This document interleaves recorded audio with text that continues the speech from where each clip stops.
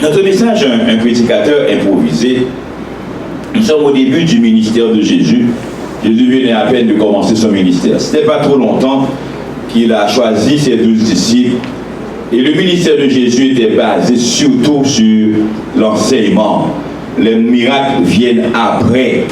Et si nous lisons les miracles, généralement, nous pouvons voir que c'est au moment où Jésus prêchait, soit quelqu'un intervient, ou bien quelqu'un vient à lui, etc. Et après, Jésus fait ses miracles.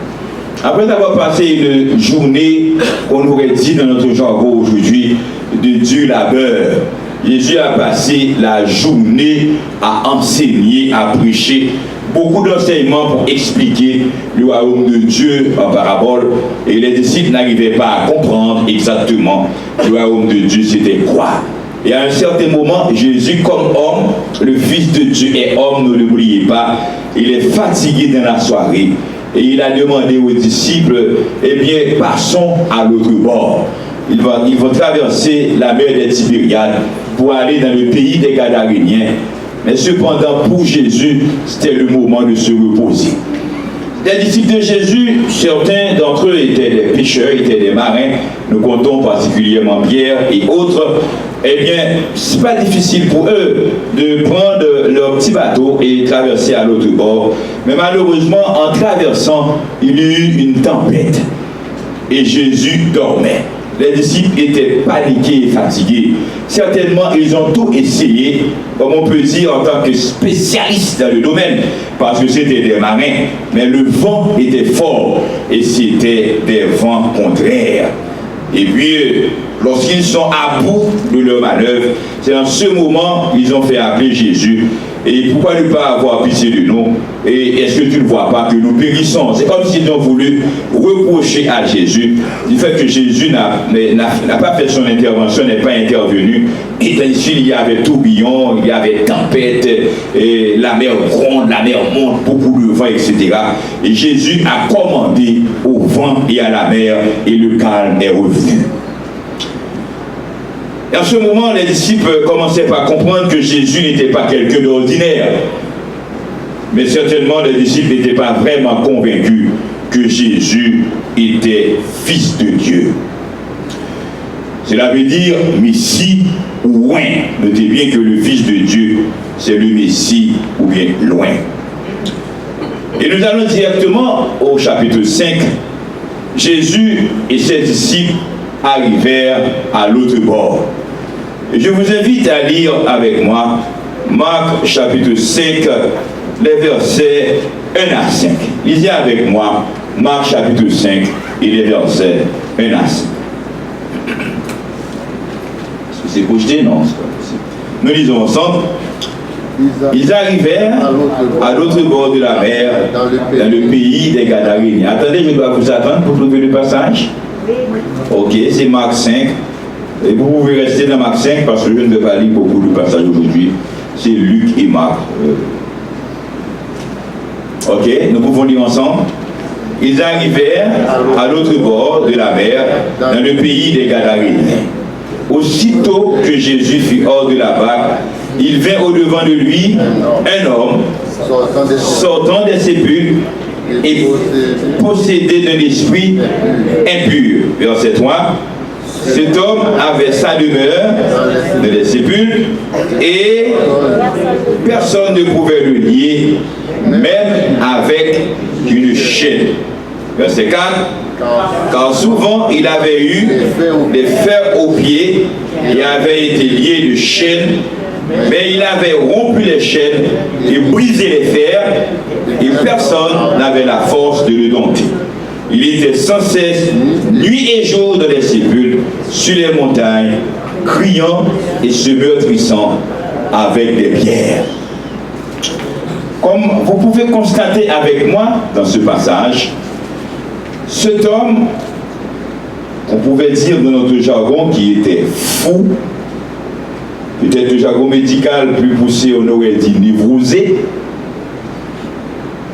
Et je ne veux même pas dire comment on pourrait dire ça en créole. Parce que ça ne va pas pour lui. Mais cet homme, notez bien, n'avait pas vraiment une maladie mentale. Le passage va nous dire plus loin qu'il était possédé par des esprits de démons. Je vais en profiter pour garder l'équilibre et faire la différence entre la tendance du sud et la tendance du nord. La tendance du sud par rapport aux maladies mentales, par exemple chez nous en Haïti, les gens qui sont fous, c'est jamais une maladie mentale. C'est toujours les mauvais esprits ou le démon. N'est-ce pas ça? C'est pas vrai? C'est la tendance en Haïti. Et on est même un peu gêné quand on a une maladie mentale. Je vais en profiter pour souligner pour vous, la maladie mentale est une maladie comme toutes les autres maladies. Tout comme on fait des excès, on est malade dans le corps, on a des problèmes d'hypertension, on a insuffisance cardiaque, on a ci, on a ça, et bien aussi on fait des efforts, on est fatigué mentalement, on peut avoir maladie mentale. Vous êtes d'accord? Oui. Et c'est une maladie normale, il n'y a pas raison d'avoir préjugé par rapport à ceux qui ont des maladies mentales, parce que je connais un peu la mentalité, on a tendance à dire que quelqu'un est malade mental, là, on s'écarte de lui. C'est une maladie comme toutes les autres et n'importe quelle personne à n'importe quel moment, on peut être atteint aussi parce que c'est une maladie. D'où le fait de penser que chaque fois que quelqu'un est malade mental, c'est un problème de démon, de mauvais esprit, on aurait dit zombie chez nous, c'est faux. Mais cela n'empêche pas, il y a beaucoup de malades mentaux, ce sont des mauvais esprits. Vous êtes d'accord? Maintenant, je parle beaucoup plus à ceux peut-être qui viennent d'Haïti ou qui ont grandi en Haïti. Mais la tendance du Nord, par exemple ici au Québec, dans les grands pays, ou bien les gens avec soit naturalistes ou bien les positivistes, etc., pour eux, le surnaturel n'existe pas. C'est faux. Le surnaturel existe. Les mauvais esprits existent. Les mauvais esprits sont réels. Dieu existe et Dieu est réel.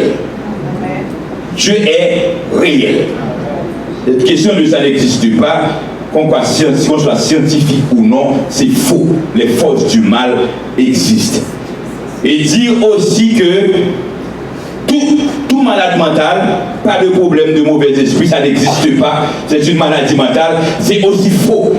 Il y a beaucoup de gens qu'on rencontre qui ont des maladies mentales, ces gens sont possédés par des esprits de démons. Et c'est ça la réalité. Maintenant, cet homme que Jésus a rencontré, ce n'était pas un malade mental de maladie naturelle. J'en profite aussi pour dire, quelle que soit la nature de la maladie, Jésus, Messie, Fils de Dieu, roi, qui est venu pour délivrer, son royaume est différent des royaumes traditionnels. Jésus est en mesure de guérir toute maladie. Amen. Ce monsieur, dans Marc 5, avait un comportement bizarre, pas seulement à cause d'une maladie mentale, apparemment c'était une maladie mentale, mais parce qu'il était possédé par des esprits de démons, et les esprits-là s'identifient comme esprits impurs. Nous avons lu le texte, et je vais vous demander de faire un petit exercice avec moi pour participer un peu. Le monsieur avait des comportements bizarres. Cela veut dire que, en temps normal, un homme ne peut pas avoir ce comportement. Quelqu'un qui est en bonne santé, bien équilibré, comme vous et moi, avec la grâce de Dieu, on ne peut pas avoir ce comportement. Quels sont les comportements de ce monsieur que le monsieur affiche, les comportements qu'il a eus, qui montrent que ce monsieur n'est pas normal, ce sont des comportements bizarres. Essayez d'identifier ces comportements à travers le passage. Qu'est-ce que le monsieur a eu comme comportement qui n'était pas normal, d'après vous, dans le passage? Il vivait dans les sépulcres. Quelqu'un normal ne vit pas dans les sépulcres, aller dormir sur les tombeaux dans le cimetière. Quel autre comportement encore? Personne ne pouvait le lier. Hein? Et quand on le lit, qu'est-ce qui arrive? Il brise les chaînes, il rompt les chaînes. Et personne n'avait la force de le dompter. Et qu'est-ce qu'il faisait encore? Il criait. il criait. Cela veut dire que de très loin, on peut entendre sa voix, il crie, on ne dit pas ce qu'il dit, mais il criait. Et qu'est-ce qu'on peut ajouter peut-être encore pour finir? Se faisait mal, se meurtrissant, se donnant des coups. Hein? Si vous voyez dans la rue quelqu'un prendre une pierre et se frappe avec la pierre, etc., vous savez que c'est quelqu'un qui ne va pas, il y a quelque chose qui ne va pas. Soit maladie mentale ou bien les procédés de l'esprit démon, ce sont des comportements bizarres que ce monsieur a eu. Et pourquoi ce monsieur a eu ce comportement? La parole de Dieu nous dit, c'est parce que ce monsieur a eu sur lui un esprit impur. Hein, le verset 1er, il vint devant lui un homme sortant des sépulcres et possédé d'un esprit impur. Ça, c'est le comportement de ce monsieur, du fait qu'il était possédé d'un esprit impur.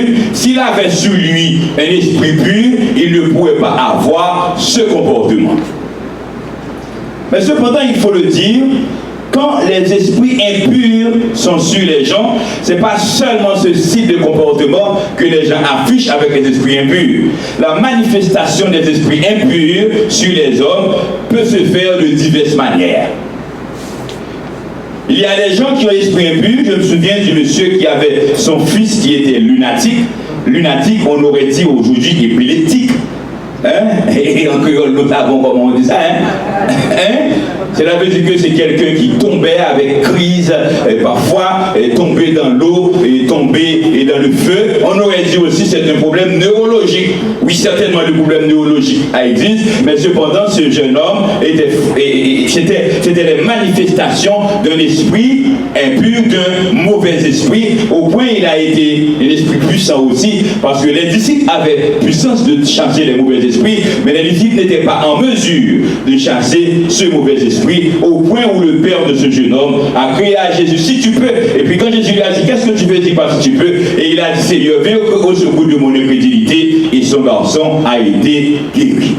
Il y en a qui ont des crises épileptiques ou lunatiques, il y en a d'autres qui sont paralysés, il y en a d'autres qui ont des dos coupés. Rappelez-vous de la dame que Jésus a rencontrée dans le temple un sabbat. Il a dit, depuis 18 ans, cette dame qui est fille d'Abraham est esclave du diable. Cela veut dire que beaucoup de manifestations à travers les maladies, ce sont des manifestations démoniaques, des manifestations des esprits impurs. Mais ça va encore plus loin. On peut avoir même des manifestations dans les discours, dans les paroles qu'on dit, dans les réflexions qu'on fait. Alors il faut faire très attention. Parfois vous voyez quelqu'un parler et dire des choses drôles, des choses bizarres, mais on dit qu'est-ce qui lui arrive comme ça? Mais derrière cette personne, ou bien en cette personne, il y a un esprit impur qui agit. Et ceci pas des moindres. On pense, bon, quant à lui, il va à l'église, pas question d'esprit impur, mais peut-être quelqu'un d'autre qui est ci, qui est ça, on le considère, etc. Et quelqu'un qui n'est pas à l'église, qui ne connaît pas Dieu, qui dit n'importe quoi. Et puis nous pensons que c'est ces gens-là qui peuvent avoir des réflexions et que ces réflexions seront poussées par des esprits impurs. Ce n'est pas vrai. Il y a plusieurs manifestations qu'on peut dégager. Et ces manifestations, même des gens qu'on considère comme normales, ce sont des esprits impurs qui agissent. Allez dans Luc chapitre 9, le verset 51 et 56. Le livre de Luc, je prends patience pour vous faciliter. Luc, c'est exactement après Marc, c'est pas si difficile. Et je dis Luc, chapitre 9, et le verset 51 à 56. J'aime quand vous lisez la Bible avec moi, et puis c'est mieux aussi pour vous, pour pouvoir bien pénétrer le message. Luc 9, verset 51 à 56, lisons ensemble.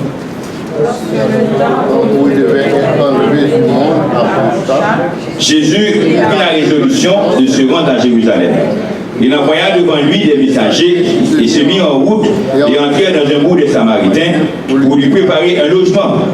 Mais on ne le reçut pas parce qu'il se dirigeait sur Jérusalem. Les disciples Jacques et Jean, voyant cela, dirent, Seigneur, veux-tu que nous commandions le feu descendre du ciel et les consume?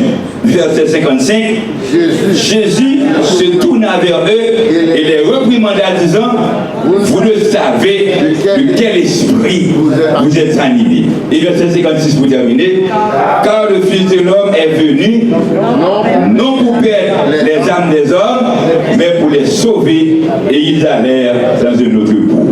Est-ce que vous comprenez cette histoire? Jésus devait aller à Jérusalem. Mais vous savez qu'il y avait une guerre fratricide terrible. Parce que notez bien, je ne veux pas faire l'histoire des Samaritains, mais les Samaritains, ce sont des bâtards, ce sont des demi-frères des Juifs quand même. Parce que c'est un mélange avec les païens. On a eu les Samaritains après la déportation en 722, et Assyrie, lorsque Assyrie avait envahi le royaume du Nord, tout ça. Mais bon, les Samaritains, je peux dire, la tendance qu'on peut avoir, c'est comme si des gens qui étaient à l'église et qui ont abandonné l'église, etc., et qui sont devenus un peu hostiles, et les gens d'église aussi ne sont pas trop à l'aise avec eux. À peu près ça. Mais les Samaritains et les Juifs étaient en fait des frères ennemis. Mais Jésus devait passer par Samarie pour aller à Jérusalem. Il a demandé aux disciples d'aller lui préparer une place en avant, mais les gens de Samarie ne voulaient pas accepter Jésus. Notez bien, quelqu'un qui n'accepte pas Jésus, c'est son droit. C'est votre droit. Mais pesez le pour et le contre, est-ce que c'est bon ou mauvais pour vous? Les Samaritains ne voulaient pas, parce que Jésus, c'est pas accepter Jésus pour devenir ses disciples, seulement pour que Jésus passe une nuit en Samarie. Les Samaritains n'ont pas voulu. Et les disciples, mais ça ne se fait pas, je peux dire là, c'est pas seulement arrogant, les Samaritains ne comprennent rien, et surtout, les disciples de Jésus étaient des Juifs, c'était des gens qui étaient déjà contre les Samaritains. Mesdames, messieurs, chers amis, vous savez que lorsqu'on est en Jésus, on ne peut pas avoir d'ennemis. Vous n'êtes pas d'accord? Vous êtes d'accord ou n'êtes pas d'accord? Je ne sais pas si vous avez des ennemis. Même s'il s'agit des problèmes de famille, il y a des crises de famille, des guerres, des histoires, etc. Mais lorsqu'on est en Jésus, là, il faut mettre de côté toutes ces histoires. Les disciples ont dit à Jésus, est-ce que tu nous permets de vous commander le feu du ciel? Les disciples étaient puissants. Hein? Jésus lui avait donné puissance. Est-ce que tu nous permets, veux-tu que nous commandions que le feu descende du ciel et les consume? Vous savez, si Jésus avait donné le pouvoir à beaucoup d'entre nous,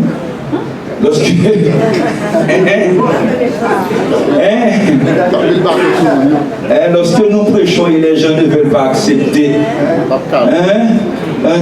cet évangile est si clair, vous ne voulez pas accepter, regarde, que le feu descende du ciel. Nous aurions dit aux uns aux autres, les gens qui sont au dehors, les gens qui sont d'autres religions, les gens qui sont... Il n'y a pas besoin de citer des religions, etc. Les disciples ont dit, veux-tu que nous recommandions le feu du ciel descendre et les consumer? Et Jésus leur a répondu, vous ne savez de quel esprit vous êtes animés. Est-ce que les disciples étaient animés d'esprit pur ou d'esprit impur? Les disciples qui marchaient avec Jésus, les disciples qui avaient l'habitude de faire des miracles au nom de Jésus, les disciples qui côtoyaient Jésus, les disciples qui étaient des messagers de Jésus. Les gens ont dit non, ils ne veulent pas que Jésus passe la nuit dans leur ville. Et ils ont dit à Jésus, est-ce que tu nous permets de commander le feu du ciel? Attention, parfois avec nos excès de zèle. Pensant que c'est pas que notre position n'est pas bonne, c'est pas ce que nous disons, mais c'est que là, si l'autre nous dit non, il mérite d'être détruit.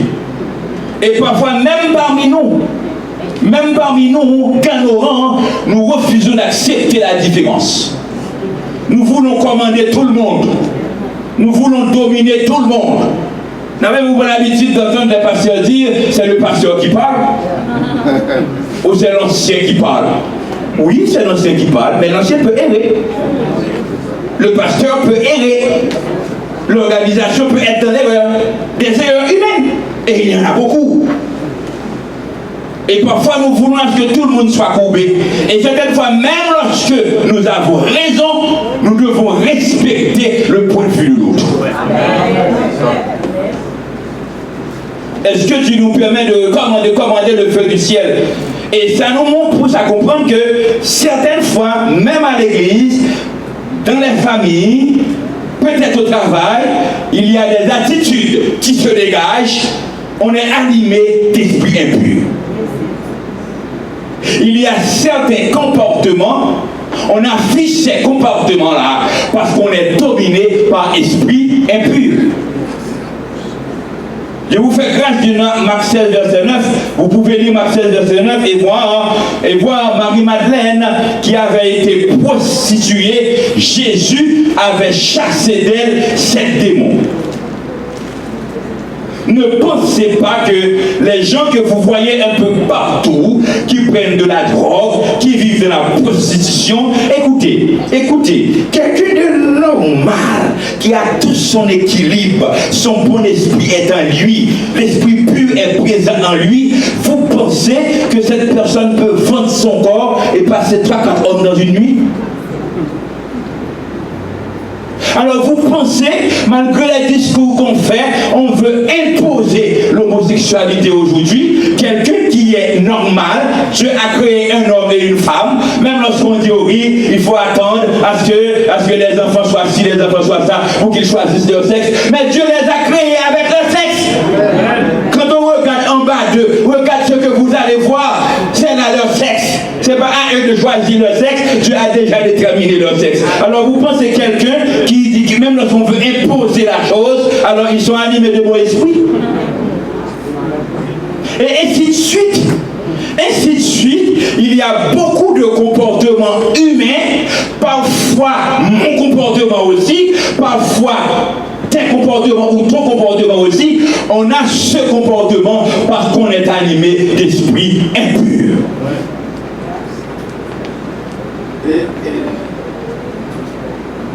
On est marié, on vit bien à la maison, tout commence bien, on est à l'église, on est diacre, on est officier, on sert Dieu, et puis à un certain moment, ça le monsieur ou la madame, on ne sait pas ce qui arrive, il est transformé.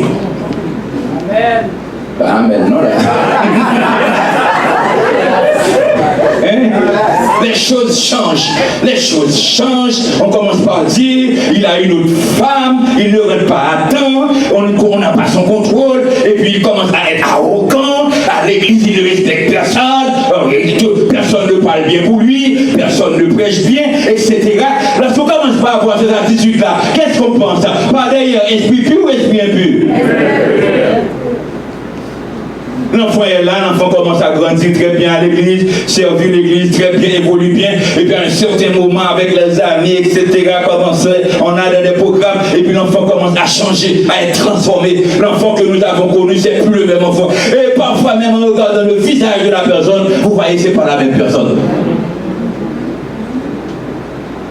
Dieu a créé un homme, une femme. Dieu a créé un homme. Vous n'êtes pas d'accord? Dieu a créé un homme, une femme.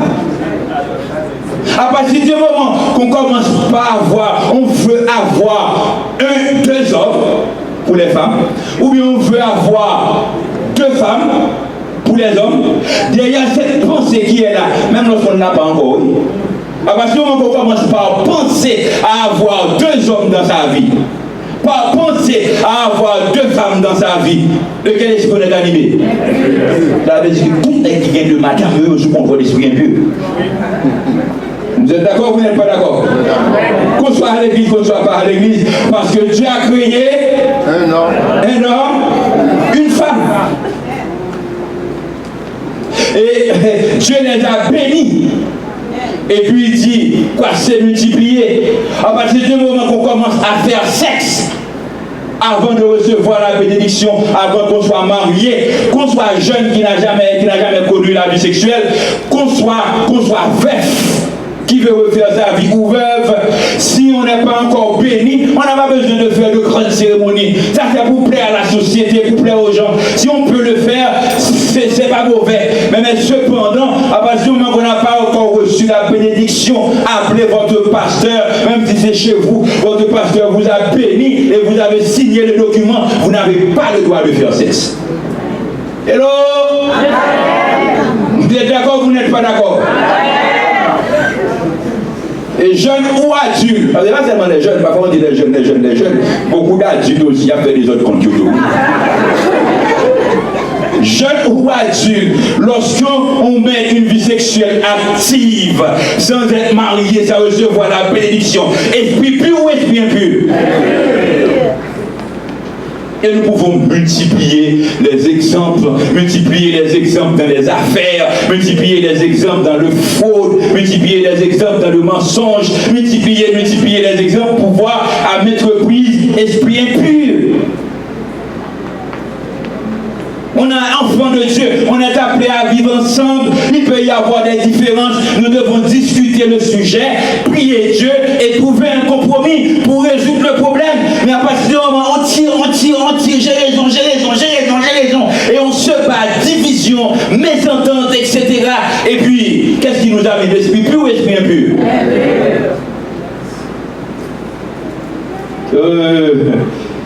Je me souviens, j'étais petit.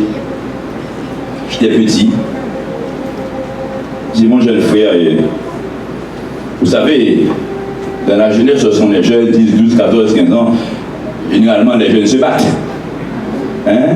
Je ne sais pas, peut-être que vous étiez de bons enfants, je ne sais pas. Hein?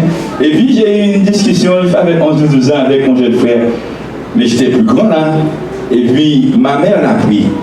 Et il est assis sur les genoux de ma mère. Et moi, je suis loin entre-temps, tandis que ma mère a pris mon petit frère m'a frappé avant. Vous voyez, il m'a frappé. Et puis maintenant, ma maman le protège. Vous savez la tendance.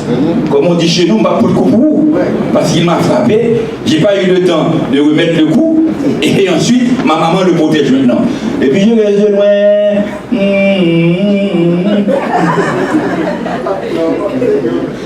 Et puis tandis qu'il est assis sur les genoux de ma maman, je le vise de loin, je le fixe, et je prends une pierre. Et puis regarde, le sang projette comme un jet d'eau. Ici, là. Et jusqu'à présent, vous pouvez voir la petite cicatrice qui est là. Entre vous et moi, esprit pur ou esprit impur? Esprit d'enfant. Esprit d'enfant, on parle français.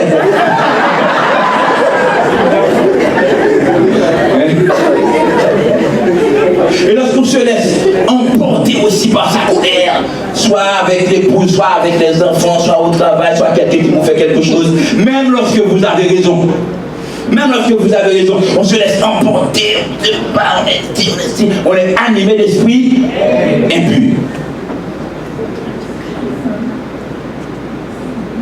Mais cependant, la parole de Dieu nous dit, retournons dans Marc, chapitre 5, et les versets 6, 7, jusqu'au verset 8. Marc 5. Lisons ensemble. Ayant vu Jésus de loin, il accourut, se prosterna devant lui. Lisons ensemble le verset 7. Et s'écria d'une voix forte, qu'y a-t-il entre moi et toi, Jésus, fils du Dieu très haut? Je t'en conjure au nom de Dieu de ne me tourmente pas. Car Jésus lui disait, sors de cet homme, esprit impur. Quand l'esprit impur a vu Jésus, quelle est sa réaction? Il a couru vers Jésus et se prosterna à ses pieds. Certains théologiens expliquent même la tempête qui a eu lieu sur la mer avant d'arriver dans le pays des Gadara, des Gadaréniens, dans le pays Gadara. Les esprits impurs, il semble, avaient leur main derrière cette tempête. Parce que, comprends bien, puisque l'esprit impur sait Jésus, à son arrivée, va le chasser, en toute logique, qu'est-ce qu'il devrait faire? Il devrait prendre la fuite, ne pas rencontrer avec Jésus. Mais Jésus arrive dans ce pays, le Fils de Dieu, le Messie, le Sauveur, celui qui est venu pour détruire les forces du mal, arrive dans le pays de Gadara. Une fois que Jésus est là, l'homme sera libéré. Et l'esprit n'a pas d'autre choix. Et ce que nous devons remarquer, et qui est très important, c'est que dès que l'esprit impur voit Jésus de loin, il savait déjà que c'était Jésus. Et tandis qu'on se questionnait, c'est après, Jésus va demander qui dis-tu et qui dit-on que je suis. Certains vont dire, c'est Jean-Baptiste qui est cité, c'est Élie ou bien l'un des prophètes. Mais l'esprit impur, en voyant Jésus de loin, a couru vers Jésus, se prosterna pour dire, qu'y a-t-il entre toi et moi? Jésus, fils du Dieu très haut. Tandis que le débat entre les Juifs, alléluia, attention les gens qui ont Bible à la main, qui pensent qu'ils ont toute connaissance, ils sont maîtres de tout, etc.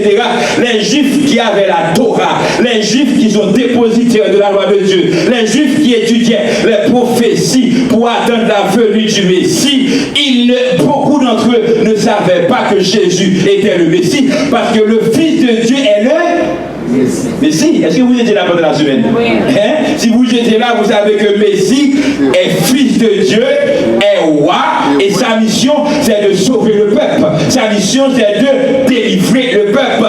Tout le mauvais esprit savait que Jésus est fils de Dieu. Et lorsqu'il dit Jésus, fils de Dieu, cela veut dire que Jésus est roi. Cela veut dire que Jésus est Messie. Cela veut dire que le royaume de Dieu est là, puisque Jésus est roi. Cela veut dire que son royaume prend fin. Cela veut dire que la domination qu'il a sur cet homme, il n'a plus cette domination. Permettez-moi de souligner pour vous, cet homme qui était animé d'esprit impur, ce n'est pas quelqu'un qui avait vu Jésus et qui croyait en Jésus. Ce n'est pas quelqu'un qui a demandé à Jésus de le guérir. C'est quelqu'un qui n'était pas même maître de sa situation. Il n'avait pas son bon sens. Mais l'esprit impur qui le dominait voyait que Jésus était là. Il savait que sa mission est terminée. Amen. Quand Jésus est dans le lieu et dans l'espace, Satan n'a plus de pouvoir dans cet espace. Quand Jésus est dans ta vie, Satan n'a pas de pouvoir sur vous.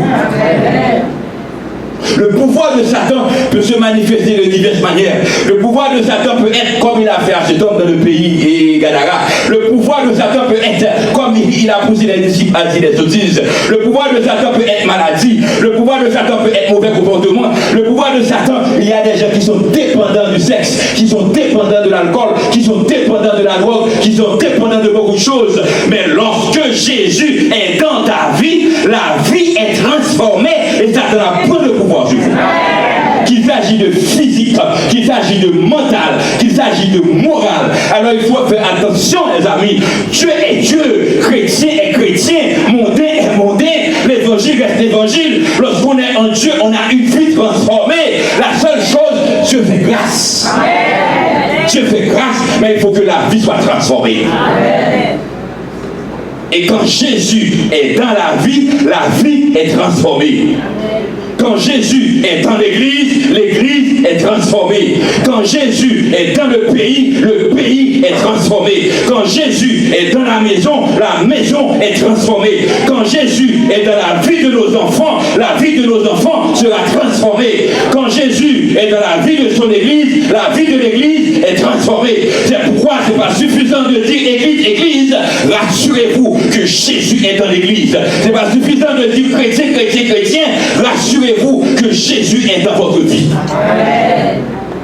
Et quand Jésus est dans le lieu, Jésus ne fait que descendre le bateau. Il ne fait que descendre le bateau. Le mauvais esprit est venu pour dire à Jésus, qu'y a-t-il entre toi et moi? Jésus, fils de Dieu, tu es venu pour me tourmenter. Et dans Matthieu, il est dit, tu es venu pour me tourmenter avant le temps. Lorsque Jésus est là, les forces du mal sont bouleversées. Les forces du mal sont tourmentées. Et parfois, vous allez sentir, voyez ce qui est intéressant, alors il faut apprendre à connaître ça aussi. Lorsque vous décidez de prendre position pour Dieu, vous connaissez votre vie. Je connais ma vie. Tu connais ta vie. Toi et moi, nous savons très bien ce qu'il y a dans notre vie qui n'est pas conforme. Et nous devons lutter pour avancer avec Dieu. Et chacun doit avancer avec Dieu à son niveau. Ceux qui sont à l'église ont leur niveau. Ceux qui ne sont pas encore à l'église ont leur niveau. Mais nous sommes appelés à avancer. Mais lorsque nous savons que ça, c'est pas bon dans ma vie, et puisque c'est pas bon, c'est l'esprit impur qui l'a inspiré. Et je veux lutter pour mettre cette mentalité de côté, et bien l'ennemi va attaquer, l'ennemi va être bouleversé, l'ennemi va être tourmenté. Et c'est pourquoi, quant aux propositions pour Dieu, on aura tendance que les choses tournent mal, mais restez ferme. Restez ferme, parce que quand chez nous on dit, quand vous voyez il y a ce qu'on appelle chez nous, comment on dit ça en français, poison rat, je ne sais pas, quand les rats ont consommé des poisons, et puis ils vont mourir, qu'est-ce qui arrive? Ils montent, ils descendent, ils courent. Quand Satan va perdre la bataille, Satan vous bouleverse. Il vous bouleverse, il vous secoue. Il y a des difficultés de toutes sortes. Mais restez ferme. Parce que la délivrance arrive. La délivrance est là. Vous serez libérés. Vous serez libérés. Mesdames, messieurs, continuez. Je dois contrôler l'heure et plus tard nous serons ensemble. Jésus lui dit, sors de cet homme. Et l'esprit impur a dit à Jésus,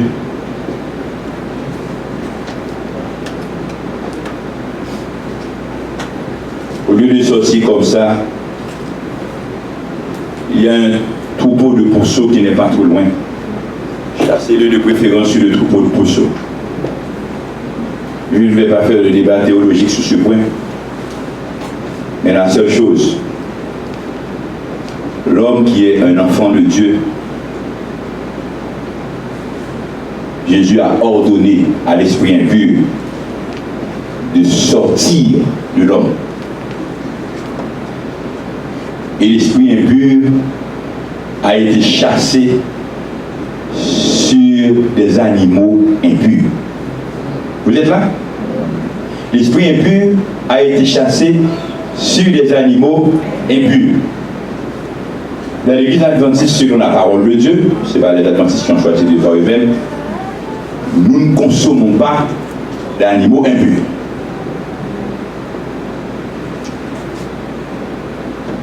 Mes sœurs, réfléchissez bien.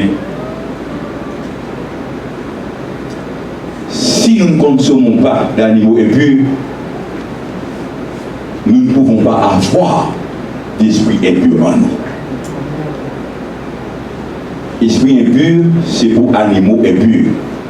Mais esprit impur, ce n'est pas pour l'enfant de Dieu qui est pur pour Dieu. Amen. Si vous et moi, nous ne sommes pas purs de par nous-mêmes, Dieu veut nous rendre purs. Et en Jésus, nous sommes purs. Amen. La purification du Christ est notre purification. C'est ce que j'aime avec Jésus. Quelle que soit la vie passée, lorsqu'on dit oui à Jésus, Jésus efface totalement notre passé. L'Église, les hommes peuvent ne pas être trop prêts à nous accepter, mais Jésus nous accepte.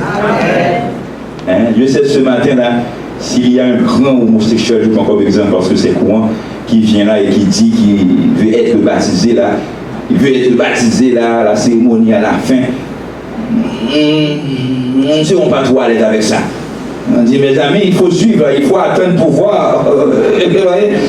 Parce que là, nous connaissons ce monsieur comme, etc.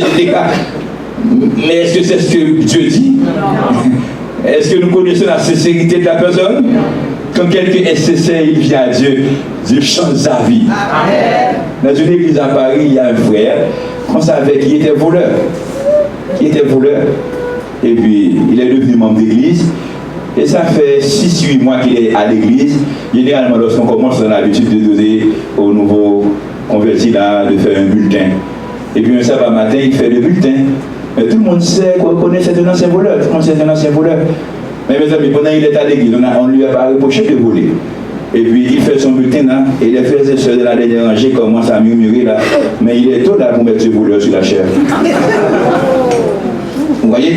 Alors c'est pour vous dire que même lorsque les hommes ne sont pas trop prêts à vous accepter, mais dès que vous venez à Dieu, Dieu change votre vie. Cela veut dire que, écoutez-moi bien là, rentrez en vous-même en tant qu'enfant de Dieu. si en tant qu'enfant de Dieu, nous ne consommons pas d'animaux impurs, nous ne pouvons pas avoir de comportement impur. Hello? Parce que les comportements impurs sont inspirés par des esprits impurs. Et dès que Jésus est là, c'est ce que j'aime avec Jésus, la présence de Jésus chasse l'esprit impur. Il est troublé, il est bouleversé. Et pour prendre la dernière ligne droite, pour conclure, frères et sœurs, mesdames, messieurs, l'esprit impur a été chassé. Quel est son nom? Son nom était Légion. Légion, c'est 4000 à 6000 soldats romains. Cela veut dire que ce seul monsieur, il y avait sur lui près de 4000 à 6000 mauvais esprits. Il y a des gens que vous voyez dans la rue, les gens n'ont pas su un seul mauvais esprit. Hein. Et en profitant aussi, parce que l'Esprit Saint me dit de faire l'ouverture maintenant. L'ouverture, il y a des gens que nous applaudissons.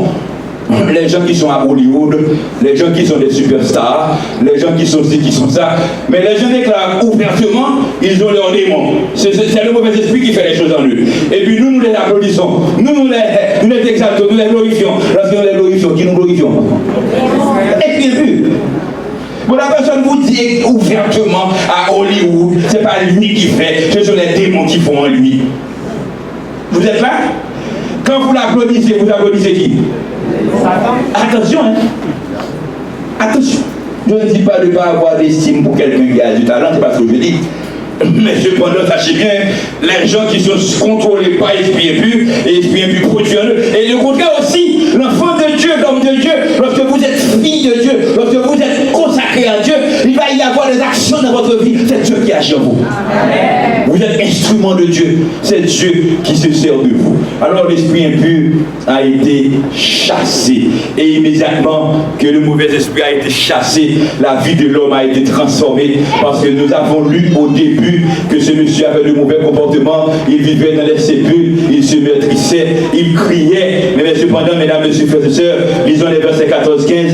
Les versets 14-15, on a demandé à Jésus de laisser la ville, ceux qui les faisaient perdre s'enfuir, répandit la nouvelle dans la ville et dans les campagnes, les gens allaient voir ce qui était arrivé. Il vint auprès de Jésus et il vit le démoniaque, celui qui avait une légion, assis, vêtu dans son bon sens, et il fut saisi de frayeur. Cela veut dire que quand vous rencontrez Jésus, Jésus change votre vie. Il y a des gens que vous voyez au dehors, les gens ne sont pas dans leur bon sens.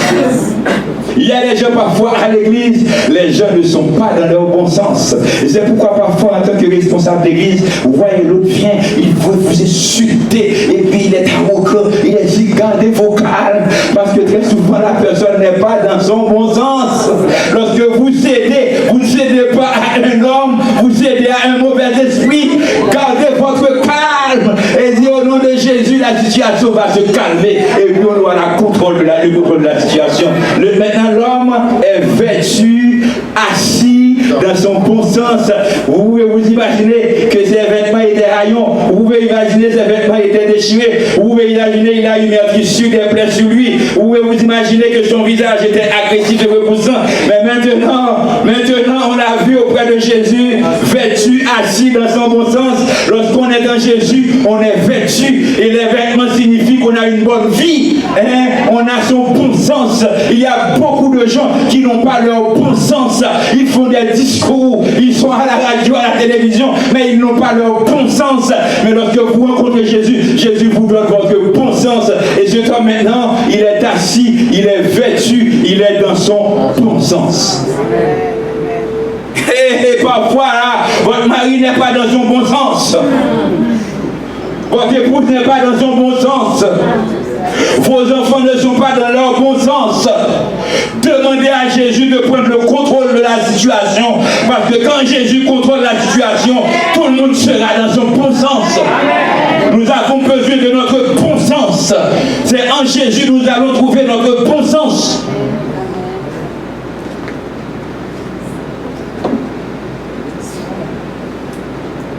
On a demandé à Jésus de laisser la ville. Et je ne vais pas rester sur ce passage. Parce que je vais terminer. Et verset 18.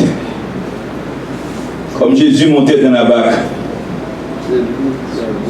celui qui avait été démoniaque lui demanda la permission de rester avec lui. C'est pas une bonne décision? Oh, quand Jésus vous a délivré, vous ne pouvez pas vous séparer de Jésus. Et parfois dans la vie, chacun connaît sa vie. Certaines fois, Dieu nous a pris de loin. Dieu nous a pris de loin. Dieu nous a bénis. Parfois, nous n'avons pas été exactement comme cet homme, mais nous n'avons pas été trop loin aussi. Mais Dieu nous a fait grâce.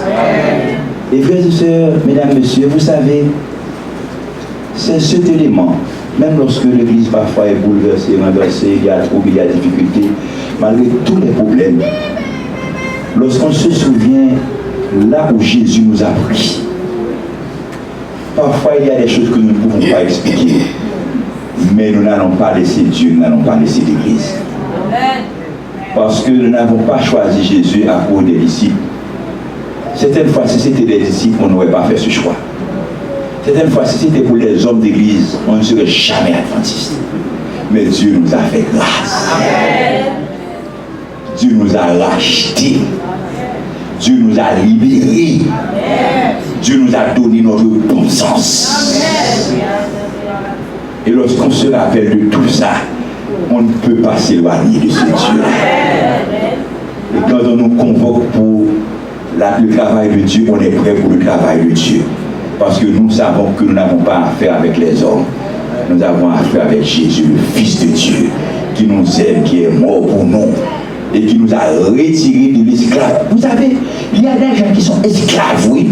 Esclaves des mauvais esprits, esclaves d'esprits impurs. Ne critiquez pas les gens pensant qu'ils sont foncièrement méchants. Certainement, ils ont eu une attitude qui a donné droit à Satan de les dominer. Mais parfois, la personne n'a pas le contrôle de son être. Et c'est pourquoi nous prêchons l'évangile, inviter les gens à venir à Jésus parce que Jésus libère. Jésus m'a libéré.